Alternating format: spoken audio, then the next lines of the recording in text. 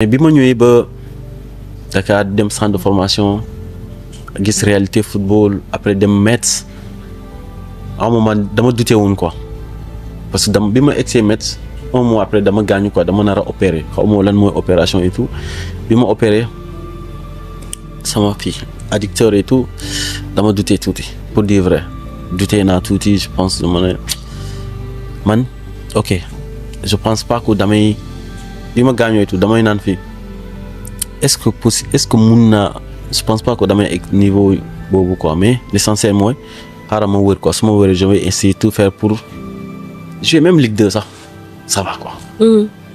ma ne maa ngi daal loolu bi ma blessé la quoi. oui. su may dox sax ni ma koy sentir pour man c'est pas possible parce que c'était la première fois ma opéré xaw ma sax nan mooy opération. oui. léegi ma opéré pour man c'était un coup de marteau ba nga xamante ne nga ko jël quoi. vraiment c'était surprise là puis si la douté quoi moment boobu douté naa. vraiment ma ne ko non je pense pas que je vais y arriver.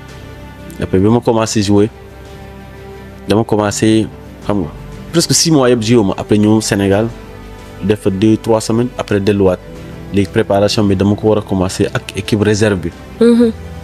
équipe réserve dama doon commencé mais daanu ma jouer. parce que équipe professionnelle ñoom ñoo priorité. am na joueurs ils étaient au nombre de 27 léegi 11 rek mooy jouer 16 18 la ñuy convoqué ñeneen ñi bu ñu joué dañuy ñëw si réserve léegi ñunu réserve bi ñu nekk foofu da ngay toog ban wala doo bokk si équipe bi sax. doo bokk c'était compliqué moment boobu toog naa aussi 3 mois depuis août septembre octobre novembre ba décembre. waaw. daanu ma jouer léegi fin décembre. je me rappelle fin décembre décembre un mois presque non début décembre plutôt début décembre parce que maa ngi fàttaliku équipe professionnelle yi am na jour yoo xamante ni dañoo quitté foofu.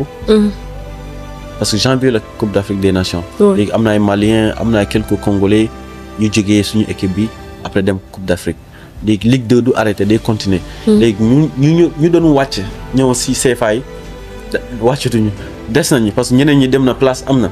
léegi ñu nekk ci CFA ñun kontaan nañu. léegi dama doon jouer bizarrement man xaw ma woon équipe professionnelle seen coach bi day ñëw seetaan match. ndekete yow moom day ñëw capuche après mu lakkatu quoi. léegi man su ma nekkee dama am chance nii rek jouer.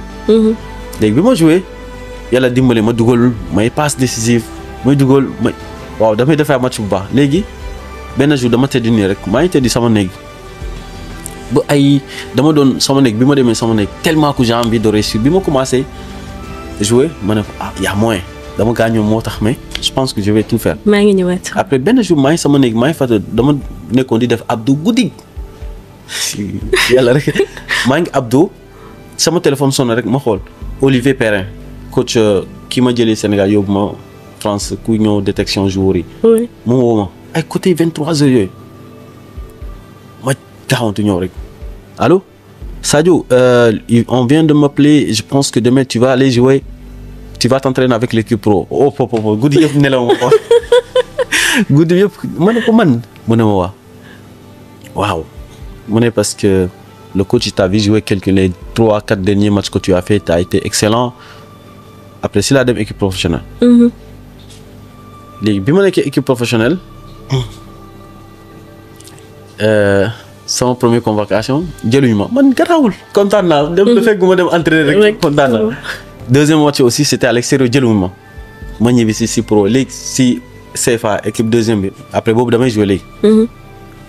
mais bu ñu demee ñaari match yëpp daanuñu gagné dañoo perdre léegi coach bi man ok troisième match bi mu bokk si groupe bi waaw à domicile.